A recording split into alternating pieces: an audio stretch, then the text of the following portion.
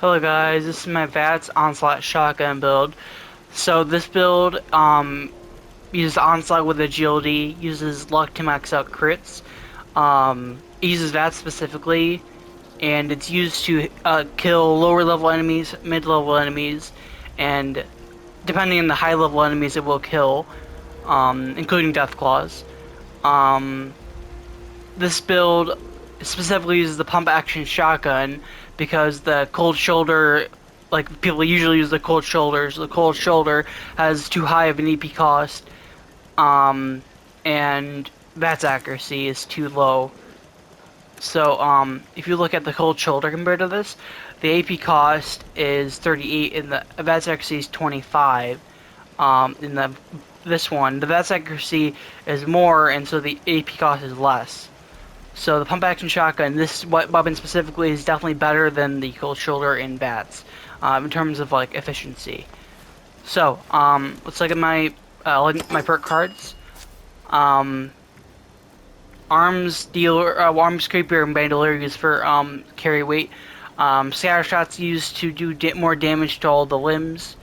Love the spread is used to pump more range with my gun. Number cruncher is used to the more AP cost you have, the more damage it does. This might not be as efficient with this build, but it still does way more damage than you just have regularly. Tank killer is of course good for any gun build. It ignores 40% armor to enemies, so it does more damage to them. Ski shooter, my small guns, including the shotgun, have 45% accuracy and spread, which should be very good for shooting with the shotgun. It's probably good. It's good for headshots, because if you're doing a headshot, with that, it's gonna have less spread, and almost every bullet's gonna hit almost every time. Concentrated fire is used for any good shotgun build. It's essential, of course. It allows you to target all the limbs. Eye the Hunter is used for more VATS accuracy, from longer distance. Ironclad, Skeleton, are both used for resistances. Starch Genes is used for mutations, of course. It makes sure that Red Away doesn't get rid of them, and that it just keeps your mutations. Or, yeah. Radiation Power is one I'm using exclusively for, this is a perk card I'm using for this build. A small amount of glow is used to deal 20% more bonus damage to enemies. So, one shot, I'll shoot my shotgun, and it'll do 20% bonus damage every single time, compared to what it used to be.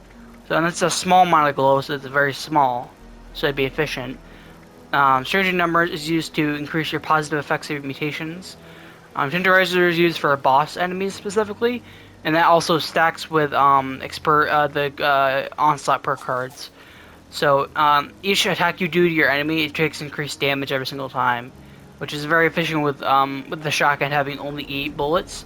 That's going to do a lot more damage in terms of, like, length. Field Surgeon is used to increase my right-away effectiveness. I don't have power armor on, so using stim packs against bosses or higher level enemies is a good idea, or a good perk card to have. Batteries included is used for a energy weapon. It's used for carry weight mostly. Onto the two essential perk cards, perks for this, or excuse me, special allocations for this build. Action Boy and Action Ghoul are used to increase your regen for your action points. All three Onslaught perk cards are used to, it's used to every single attack you do, the more damage it does. It's similar to Tenderizer, but it adds up to, well, I think 30 in total if you have, okay, well, basically, it stacks each, attack it stacks. Enforcer is used to stagger enemies. So if you're fighting bosses or high-level enemies that you can't kill, like Death Claws, stagger chance is very good, and so is limb damage.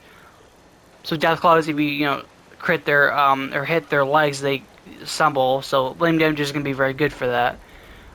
Luck. Class Break is used to decrease the negative effects of mutations. Junk Shield is used for resistances. I almost always use this at every build I use.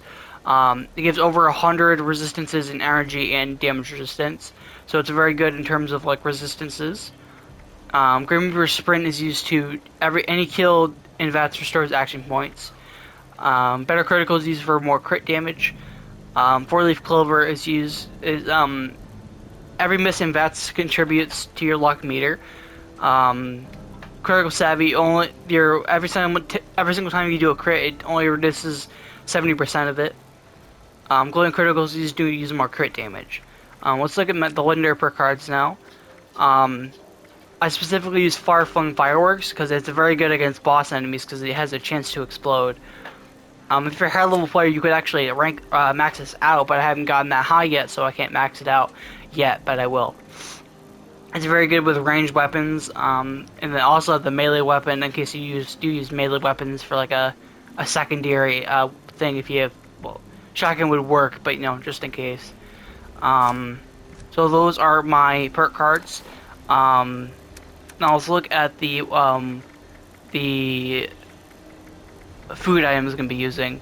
So company tea, I'm doing a carnivore build since I have a lot of food resource collectors that give food items.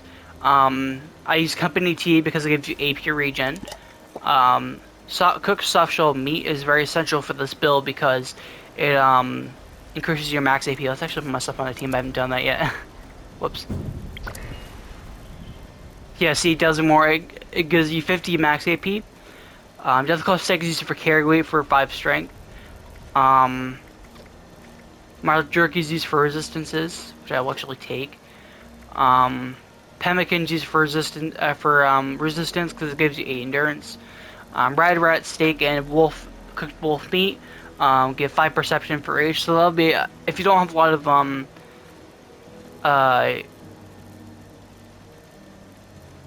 camp items that increase your perception, this would be essential, but I have a lot of those, so this isn't necessarily needed.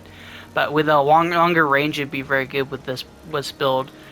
Smoked Marlick fillets are used for carry weight.